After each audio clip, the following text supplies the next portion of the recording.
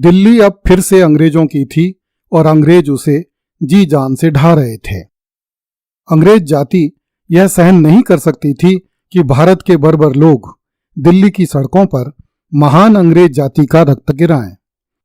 इसलिए दिल्ली को नष्ट करने का काम आरंभ हो गया। जिन अंग्रेजों ने आगे चलकर दिल्ली में Lutyens zone, India Gate, parliament Bhavan, viceroy Bhavan, secretariat building तथा 3 मूर्ति भवन बनाए, उन्होंने ही दिल्ली के सैकड़ों पुराने भवनों सहित लाल किले के भीतर बने 80% भवन तोड़कर नष्ट कर दिए। नवंबर 1858 में जैसे ही कंपनी सरकार समाप्त हुई और ब्रिटिश क्राउन भारत का नया स्वामी बना, वैसे ही लाल किले को ध्वस्त करने का काम आरंभ हो गया। सबसे पहले मल्लिका के हमाम अर्थात गुसलखाने तोड़े गए। Scottish architectural historian James Fergusson ने लिखा है कि लाल किले के भीतर एस्कोरियल से दुगना क्षेत्र नष्ट कर दिया गया। बाजार के दक्षिण और पूर्व में भवनों के केंद्रीय भाग में जितना भी निर्माण था उस सब को गिरा दिया गया, जो दोनों तरफ लगभग 1000 फुट था। यहां शाही हरम का निवास हुआ करता था। यह स्थान यूरोप के किसी भी शाही महल से 2 गुना था। जेम्स फर्ग्यूसन ने लिखा है कि मेरे पास लाल किले के जो पुराने देशी नक्शे हैं उनमें 4 बाग सेहन दिखाए गए हैं और लगभग 13-14 अन्य सेहन हैं।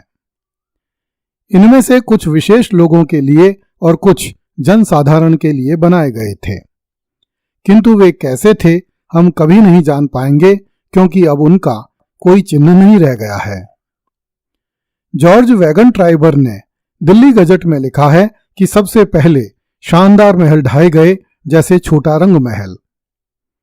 किले के शानदार बागों, विशेषकर हयात बख्श बाग और महाताब बाग पूरी तरह नष्ट कर दिए गए और वर्ष के अंत में किले का केवल 20% हिस्सा ही शेष बचा।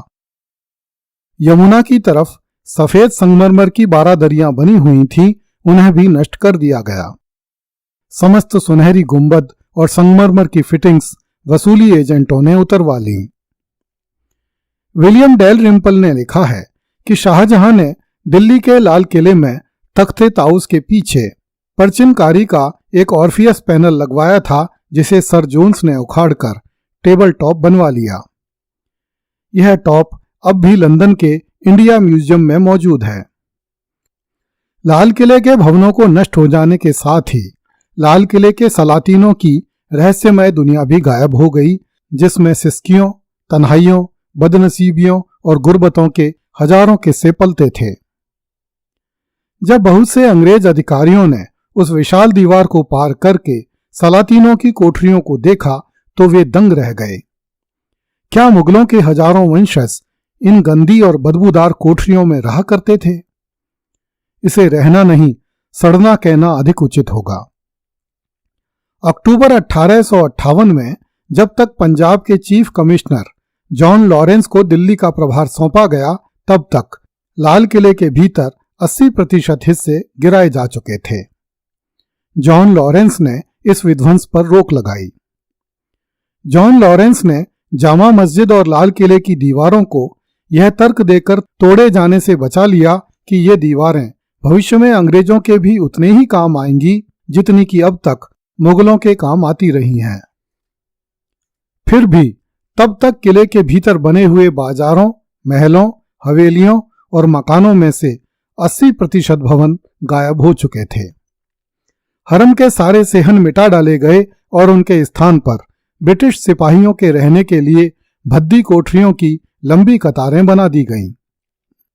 जिन लोगों ने यह भयानक विध्वंस किया, उन्होंने इतना भी नहीं सोचा कि विश्व के सबसे शानदार महल का कोई प्लान या रिकॉर्ड ही सुरक्षित कर लें। अब मुगलों का लाल किला सुरमई रंग की ब्रिटिश कोठरियों का ढांचा बन गया था।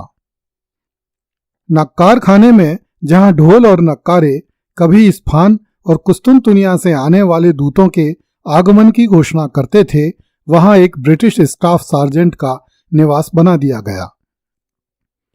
जॉन लॉरेंस के आदेश पर लाल किले के बहुत से भवनों को अंग्रेज अधिकारियों, कर्मचारियों एवं सैनिकों के कार्यालयों एवं आवासीय उपयोग के लिए तैयार किया गया। दीवाने आम ब्रिटिश अधिकारियों का निवास बन गया। बादशाह का निजी प्रवेश द्वार कैंटीन बन गया और रंग महल अंग्रेज फौजियों के मेस में बदल दिया गया।